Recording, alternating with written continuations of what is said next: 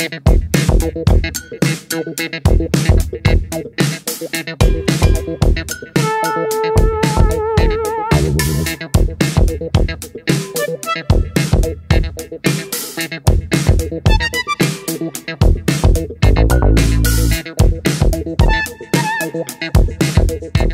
guys, welcome back to Team D TV. If you are new to our channel, just a few weeks ago we sold our Ford Everest and I replaced it with this BYD Sea Lion 6.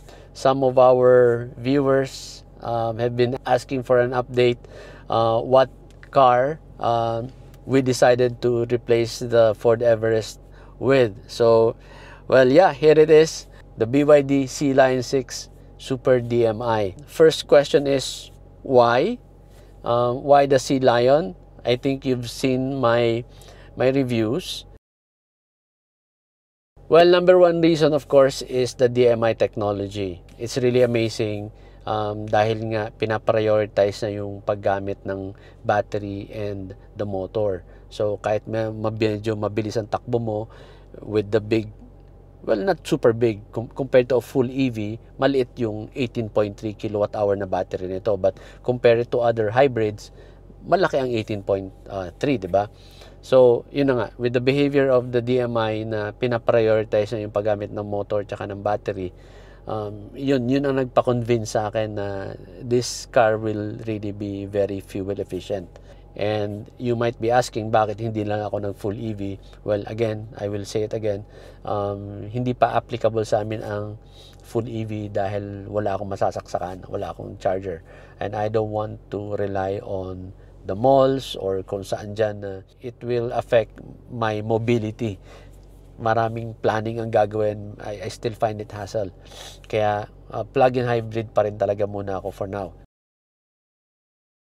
Second reason, bakit Sea Lion 6? Well, very obvious yung immediate, I don't know if I'm just making up this terminology, pero I've been trying to look for the right phrase to describe. I would, correct nyo na lang ako yung mga magaling dyan sa business and economics or whatever.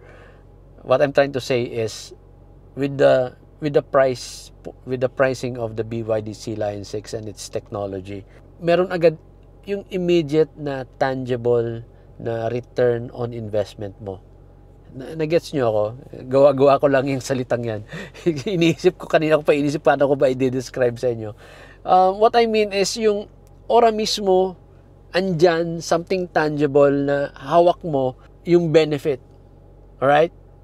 Kasi I'm comparing it dun sa sinasabing resale value. Kasi, you know, people are saying, walang resale value yun, BYD, Chinese yan, di ba? Mamaya pag-usapan natin kung anong opinion ko tungkol sa resale value. So, dito muna tayo sa sinasabi ko. Immediate na return, kita mo agad, ramdam mo agad. So, 1,548,000 Philippine pesos. Alam niyo naman siguro kung sino yung leading brand na may model na closest dito na kino-compare madalas, na medyo maliit sa kanya, di ba? Immediately may price difference na 400,000. Kahit sa presyo na lang pag-usapan natin, okay?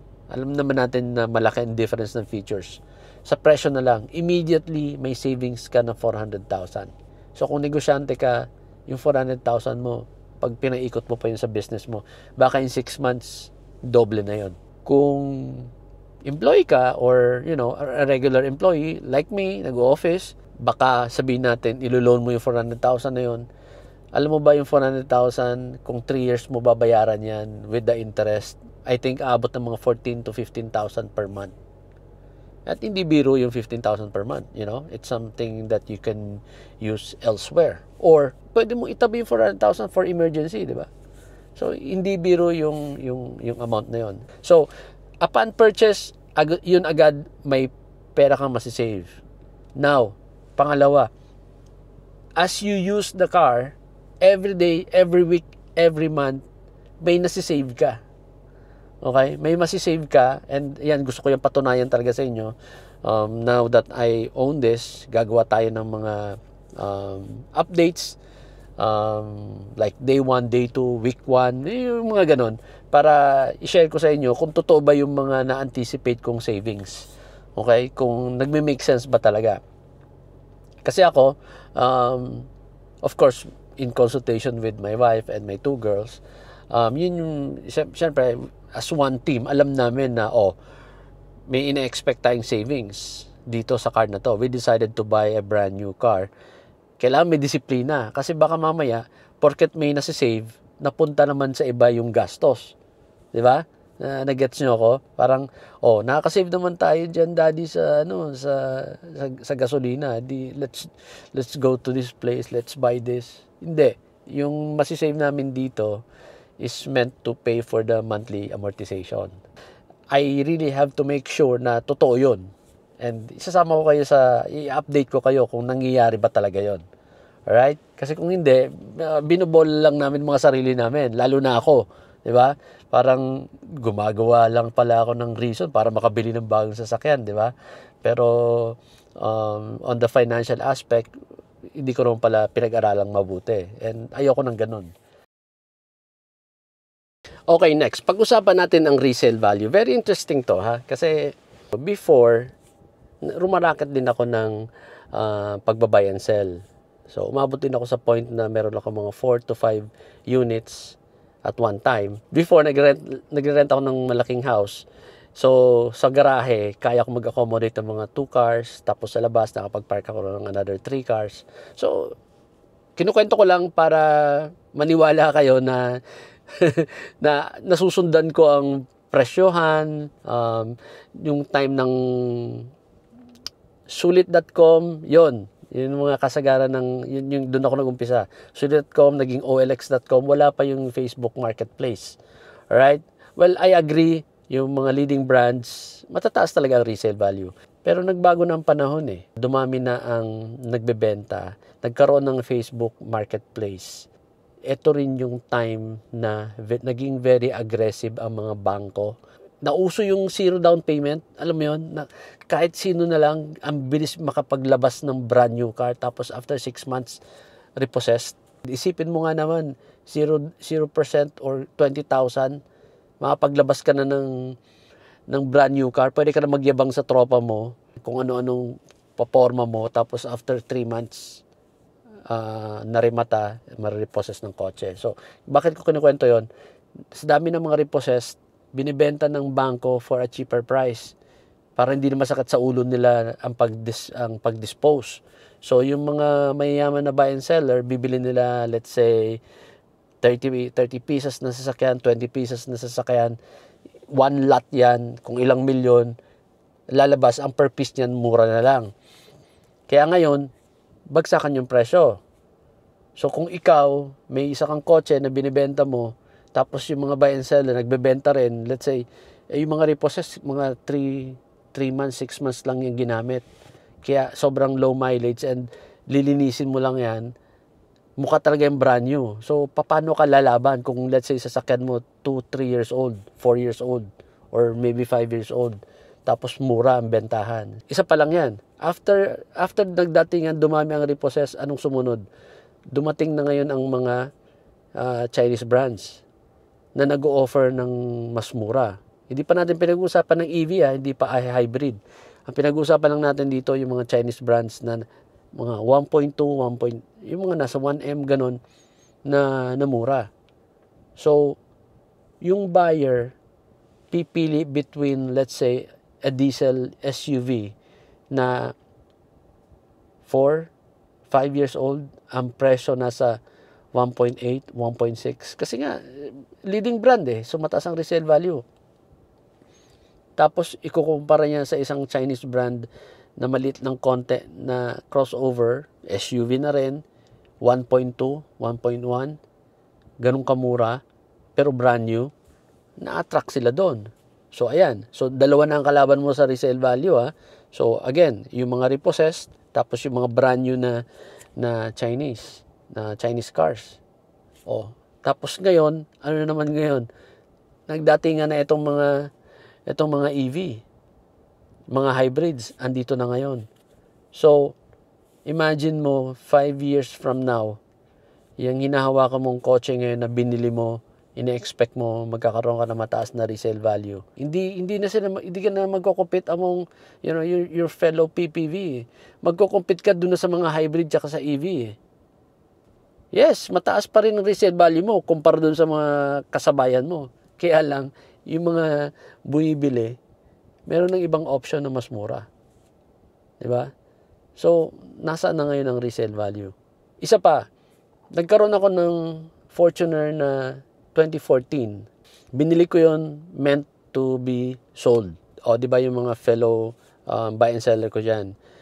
Di ba nakatutok tayo sa Facebook marketplace, titingnan natin yung presyo. Kasi yan, pagka may lumabas yan, pag may nagbenta dyan na good condition tapos mura, kasi may mga nagmamadali, di ba? Pag may nag-post yan, alam natin agad, mura yan, susunggaban mo agad yan. May nag-post noon na 2014, wala pa yata isang oras, cheaper siya ng mga 70%. Sabi ko, eto na to. Kinontak ko, usap kami, pinuntahan ko, binili ko.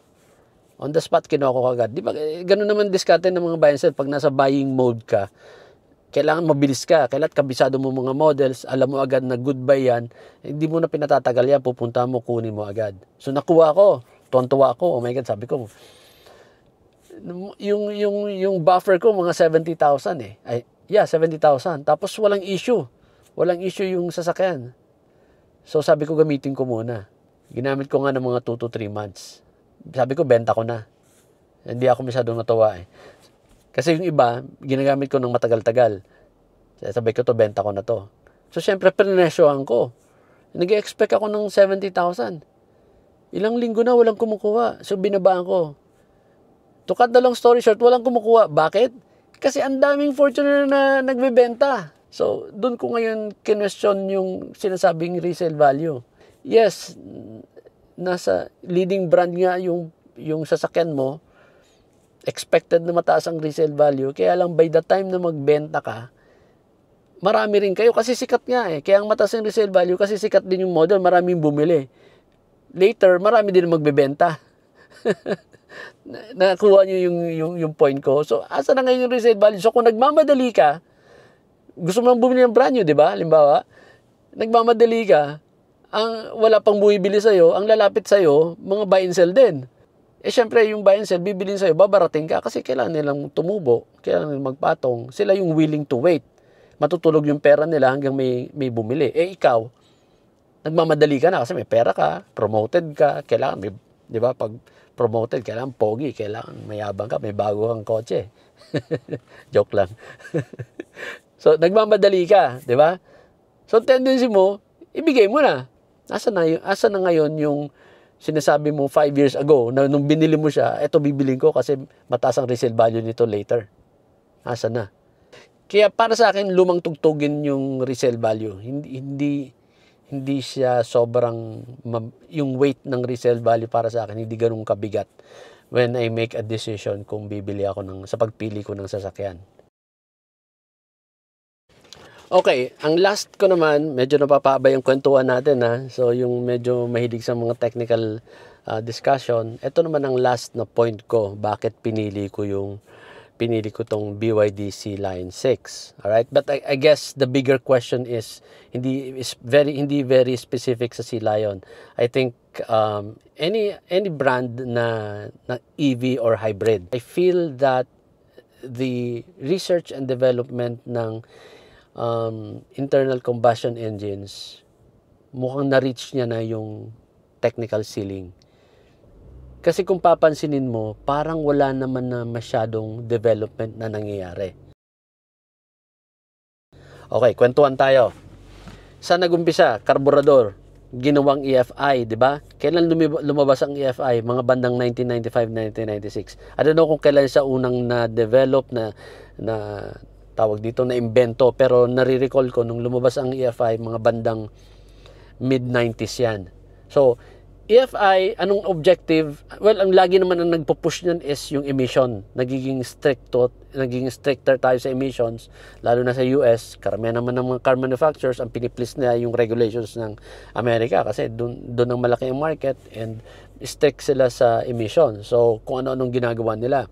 EFI, anong nangyari sa EFI? Electronic fuel injection. Nilagyan ng computer, Hindi lang basta computer, nilagyan ng electronic na mga injectors, ang daming sensors. Pag naka-EFI ka, akala mo injector lang nandun tsaka computer. Hindi. Lumitaw na dyan yung MAF, yung mass air flow sensor, nandun sa air intake, di ba? Para alam niya kung ilang volume ng air ang pumapasok. Tapos merong pang TPS, throttle position sensor. Nasa loob yun ng IACV, intake air control valve. So lahat nung pumapasok na hangin, may mga sensor para ma-compute, magsasend ng data dun sa computer, tapos yung computer ang magbibigay ng signal sa injector na this amount of fuel ang i-feed mo dyan, yan ang sunugin mo. Tapos paglabas niya sa exhaust, dadaan siya dun sa O2 sensor para makita kung tama yung timpla, kung ano yung sunog. So, kung may sobra, may kulang, mag-a-adjust. So, si computer ang nagmamanage nun. That's basically how the EFI works, di ba? Basically, minamanage para yung emission natin para we have cleaner air. Pero, pagdating sa fuel consumption, ganun pa rin eh. Nararamdaman mo lang ang benefits ng EFI pag nasa highway ka na. Pero, ang city driving mo, pareho pa rin. Diba? So, after ng EFI, ano pa further development na ginawa? Naglagay ng catalytic converter. Kasi nga, yung nasunog mo, after ng combustion, yung nasunog mo, hazardous pa rin sa health natin. So, ang dami mong dinaan ng proseso, ang kinalabasan ng usok mo, ang ilalabas sa exhaust mo, hazardous pa rin. So, eto naglagay na naman sila ng catalytic converter. Na-imagine nyo kung gaano ka-complicated nila ginawa. So, hindi pa natapos doon. Ano naman sunod? They want more power pero still cleaner air. So, ano nangyari? Nagkaroon ng VTEC. In general, tawag natin doon yung variable valve technology, di ba? Variable valve, ang naunang sumikat, na alam ko si Honda. Kaya andyan yung mga VTEC na tinatawag. So, nagkaroon pa ng iba-ibang stages yan hanggang VTEC 3 yata. Si Toyota, naglabas later ng VVT-i. Di ba? So, nagkanya-kanya lang sila ng branding. May slight difference sa technology. Pero, basically, it's variable valve timing. So, yeah, sabi nila, mas fuel efficient, mas maganda ang emission. Pero, again, ang city driving mo, wala naman masyadong improvement. Ramdam mo yan pag sa highway. Alright? So, ano pang mga improvements na ginawa nila? Nagkaroon ng drive-by-wire. Kaya nga, matagal nang mali na sabihin na gas pedal. Kasi yung pedal natin, nung nagka-EFI na, hindi naman na yan nakatawag dito, nakakabit. Katulad nung sa carburetor ba, na diretso nag-feed talaga ng gasolina. Hindi. Pagtapak mo, binubuksan yan yung IAC valve. Magbubukas siya para pumasok yung hangin, yung computer na nag-feed ng gasolina. Kaya nakasanayan lang kasi nating tawaging gas pedal. So anyway, going back, ginawa, computerized na, sensor na. Kaya tinawag ng drive-by-wire. Tapos, nagkaroon sila ng technology na pag bumibitaw ka sa silinyador, di ba, mabilis ka, halimbawa, mabilis takbo mo. Pag bitaw mo, magko-close yung flap ng IAC valve mo. Nagkakaroon ng parang vacuum. Kaya pag bitaw mo, parang gumaganong ka. Nung nagkaroon na ng drive-by-wire, pag bitaw mo ng silinyador, stay open yan. Kaya mapapansin mo, ang pagkukruise mo noon, kung naalala nyo ang behavior ng Honda Civic FD, sa kanya yata nag-umpisang nilagay ni Honda, at least yung nilabas sa Pilipinas, yung drive-by-wire. Kaya pag tapak mo ng FD, mabilis ka. Pag bitaw mo, ang layo pa ng ang layo pa ng pag-glide yan. Sobrang tipid. Kaya ako so far, yun ang naalala ko, nakaka 17 kilometers per liter ako noon sa Honda Civic namin noon na FD na manual. Sobrang tipid. But anyway, going back again, napapasarap ang kwento ko. So, ang daming technology na nilalagay, kung anong dinadagdag. Pero, pagdating sa city driving, yun pa rin. Yung sinasabi ko sa Honda Civic, nakaka 17, yun yung biyaheng Bicol, long drive. Pero sa city, nagsisingko sa islang din yun. Right? Naka VTEC 3 na yon, naka drive-by-wire. Walang pinagkaiba dun sa 1.5 na dimension na ganun din ang consumption sa city, nagsisingko lang din. So, kung ano-anong nilalagay ng technology, yung internal combustion engine natin, kung ano-anong mga components ang pinagdadagdag nila, sobrang naging complicated. So, gasolina pa lang yan. Pagdating naman sa diesel, anong improvement ang ginawa nila? Ginawang CRDI, di ba? Yung high pressure na pag-feed ng diesel sa pistons using yung common rail direct injection. Nung una nang nilabas yun, parang ina-advertise, wow, super powerful. Tapos, pero hindi nagtagal. May hinabol sila agad na improvement. Kasi yung CRDI, sobrang taas ng torque, pero very short ang power band niya. Ibig sabihin, mabilis mag-peak, tapos wala na. Kaya nilagyan ng turbo. Parang bitin pa rin. Dinevelop nila yung turbo, ginawa na nilang VNT. So, kung naalala nyo, sikat na sikat yung Montero noon. Di ba Montero, parang GLS yata yung unang lumabas. Tapos later, mga 1 year later lang yata, nagkaroon ng VNT. Yun na yung variable geometry something. So, yung turbo, nilagyan pa nila sa loob ng parang fin na gumagalaw. Kaya, medyo napalaki yung power band ng CRDI. So ngayon, standard na lahat ng CRDI ngayon, naka-VGT na yan. Hindi na pinag-uusapan actually. Naging standard na eh. Pero, ang Montero, Everest mo, Fortuner mo, ang city driving niya, nagsisingko-sais lang. Tanungin nyo yung mga jeepney driver na ang gamit na sasakyan, makina, hindi CRDI, kundi yung mga Mitsubishi 4D30, yung mga Isuzu na 4BC something, nakalimutan ko yung mga engine codes ng Isuzu, dati memorize ko yan. Nag-8 yan, nagkakarga ng pasahero, city driving yan, 7-8 yan. Yes, tawag dito sa long drive sa highway, hindi siya kasing lakas ng mga CRDI. Pero ang sinasabi ko, sa city driving, halos pareho. So, can you just imagine the combustion engine, mapa-gasolina or mapa-diesel, kung ano-anong pinagdadagdag nila, nagiging complicated lang. And every time na may ilalabas sila, i-advertise na kesyo, new technology, nagiging mahal. Pa-complicated ng pa-complicated, pamahal ng pamahal. Pero yung consumption mo, yun pa rin. City driving, yun pa rin. Ang medyo pinagtataka ko lang, sa Europe, maraming mga CRDI na inilagay sa malilit na kotse. Yun, it makes sense. Kasi naka-CRDI ka, tapos nasa kotse ka lang, nilagay sa kotse, magagaan, maliliit, matipid. Kaso dito sa atin, si Hyundai lang ang naglabas ng kotse na naka-CRDI, di ba? Correct me if I'm wrong. Naalala ko lang, si Hyundai Accent lang. Siya lang ang may CRDI. Di ko alam bakit yung ibang brands hindi sumunod. Ba't hindi sila naglagay ng CRDI sa mga malilit na kotse? Yun, maganda sana, matipid yun. So, anong pino-point out ko? Kahit anong gawin mo ngayon sa internal combustion engine, wala na eh. Ano pa ang sumunod after ng VVTi ng mga gasolina? Meron pa ba kayong nabalitaan na improvement na nilagay sa gasolina, sa gas engine? Sa diesel, after na gawin nilang CRDI, meron pa bang sumunod?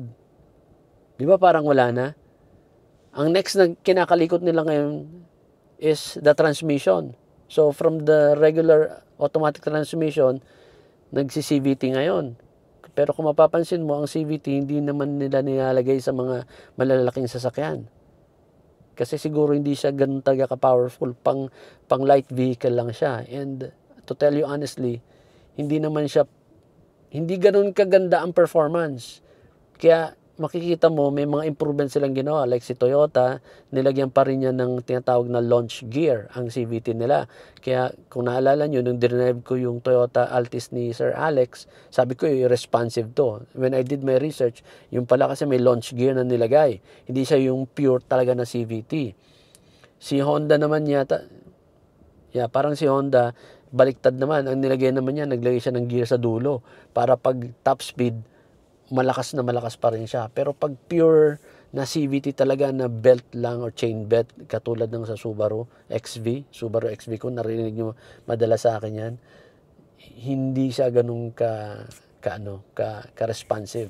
So anyway, ang objective kasi talaga ng CVT is makatipid. So, pag halu-haluin mo na lahat ng mga ginalaw nila sa gas engine, tapos ginagalaw din nila kung ano nung pinag-develop nila sa transmission, Lahat yan parang makukuha mo lang ang benefit pag nasa long drive ka. Hindi naman nasusolusyonan yung problema mo sa traffic, sa city driving na malakas kumain ng gasolina. Kasi parang pag tiningnan mo, 'di ba? Yung gasolina tapos nilagyan ng transmission, parang dito lagi ang starting point eh. Pero tingnan mo backward. Sino ba kasi ang nagsabi for a long time para bang lahat ng manufacturers, lahat sila nakafocus na after the combustion or during the combustion, parang dito sa stage na to papunta doon. Parang may nagdikta, magsunog ka kasi muna ng gasolina and then ayusin mo na lang later. Wala masyadong nag-isip na, teka, kailangan ba talaga kasi natin magsunog ng gasolina? Kung titingnan mo yung gasolina, ginawa nila, 'di ba, gasolina, tapos hindi mo naman papaandar pala yung gas engine kung walang starter. So, starter ka pala muna, tapos combustion engine, tapos transmission. Ang focus natin, combustion engine papunta sa transmission. Hindi natin tiningnan ng mabuti. Dapat pala yung starter na lang ang dinevelop natin. 'Di ba? If you think about it, EV na tayo ngayon, dapat pala yung starter na lang tiningnan. Kasi yung starter, positive, negative lang yun eh. Pag push mo ng button, aandar yun.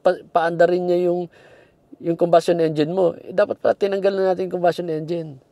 Tanggal na yung transmission. Ito na lang dapat dinevelop natin, starter.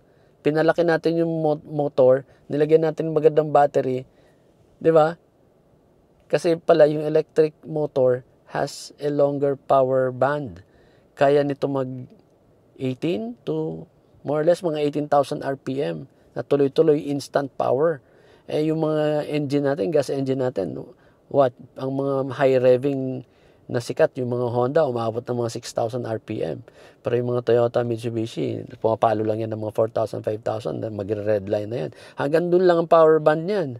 Di ba? Sabihin natin 6,000, 7,000. Pero yung mga electric motor, nagto 12,000 pataas yan eh. Kaya hindi mo kailangan ng transmission. Kaya sobrang simple, di ba? So, combustion engine, naglagay ka pa ng transmission kasi hindi niya kaya patakbuhin ng matipid. Kailangan may multiplier ka. Kaya nagkaroon ka ng transmission. Ito ngayon, electric. Tanggalin mo na yan lahat. Na-simplify lahat ng operations mo. Kaya sinasabi nila na low maintenance or almost zero maintenance daw yung mga EV. So, I think doon tayo papunta. Okay? So, medyo nalayo ng konti sa C-Line 6 kasi ito, hindi naman talaga to EV. Hindi siya pure EV. Hybrid pa rin siya. And it's because hindi pa mag-fit sa requirements ko ang full EV. With the BYD DMI technology, na-solve niya, na-simplify niya yung problema natin sa high fuel consumption sa city driving. Kasi, diligyan nila ng mas malaking battery, longer ang operation ng motor. Reserba, para bang reserba na lang yung gas engine niya. Kasi para to resolve lang the range anxiety. So, pag pinatakbo mo to, most of the time motor tsaka battery ang mag-ooperate, hindi yung gas. Tapos pag nag-lowbat ka na, yung state of charge mo bumababa na, aandar yung engine to as a generator, aandar siya just to charge the battery. And imagine, magcha-charge lang naman siya, hindi niya ipa-power pa muna yung sasakyan. So, ang speed, yung power requirement dun sa gas engine, very minimal kasi gusto mo lang i-charge yung battery. Hindi siya nag-exert so much effort para patakbuhin yung sasakyan. So, matipid siya. And, yun na nga, ang beauty ng DMI is later kapag gusto mo ng more power, high speed, kaya rin ng gas engine niya na sumali sa operation at tulungan niya yung motor. So ganun siya ka-amazing. Ang pinaka-amazing sa akin diyan is nilagyan nila ng plug-in capability na pwede mong isaksak directly yung sasakyan para ma-charge lang yung battery. That's why I am convinced na ang susunod natin talaga should be new energy na. Alright? New or different source of energy. Kaya, ayan, meron ng hybrid, marami ng mga nade-develop ngayon na bago, and of course, medyo pagbago, nagdududa tayo, lalo pat may konting political color yung mga brands na nagdadala niya ngayon sa atin, so medyo hesitant tayo, and I think that's understandable.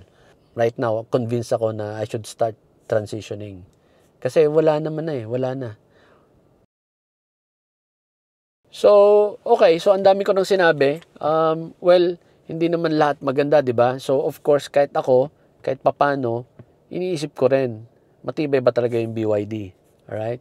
So, that is something that is yet to be proven. Aside from si BYD mismo, pati yung company, yung distributor na nagpapatakbo nito sa atin dito sa Pilipinas, gaano ba sila kaayos para, to take care of the brand.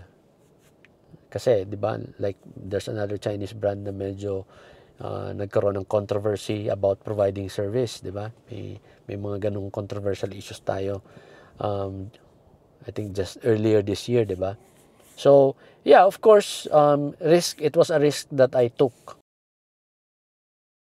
Kung isa ka sa mga hindi pa naniniwala or you're still making a decision, subscribe ka sa channel namin and subaybayan nyo. I will be posting more about my experience with the Sea Lion 6, including future problems kung magkaroon man, minor or major.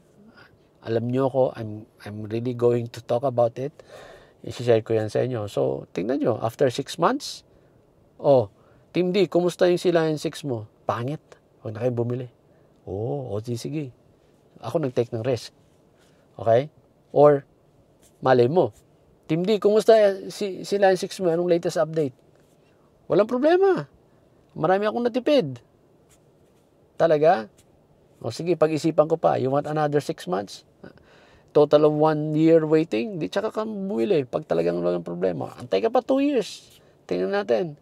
Kasi baka kakabili mo lang ng ice mo, di gusto mong, syempre, kakabili mo lang, hindi sulitin mo, enjoy mo muna. Abang-abang ka lang muna dito sa channel namin. Alright? So, kung owner ka na ng plug-in hybrid or Sea Lion 6, subscribe ka na rin kasi mag-ano tayo. Let's collaborate. Alamin pa natin lahat ng details dito. How's the maintenance, and kung magkaroon man ng mga issues, baka magkaroon tayo ng magandang knowledge base. So, gagawa ng mga videos para yung mga fellow owners can just go to our channel and magkikreate ako ng separate na playlist. Lahat ng about the Sea Lion 6, dun sila titingin. Alright? Now, kung ikaw naman yung wala kang interest sa plug-in hybrid, wala kang interest sa BYD, you can still subscribe. Abang ka pa rin sa amin because, again, Team DTV is still about cars. We're still gonna talk about cars, different brands, new models. Pag may mga show, pupunta pa rin tayo. Ipapakita ko pa rin sa inyo kung ano mga options ninyo. Alright? So, ayun. Salamat sa pakikinig. Napadaldal na naman ako. Thank you guys for watching. Drive safe. Bye. Please do not forget to follow our social media accounts. We are on YouTube, Facebook page, Instagram, and TikTok.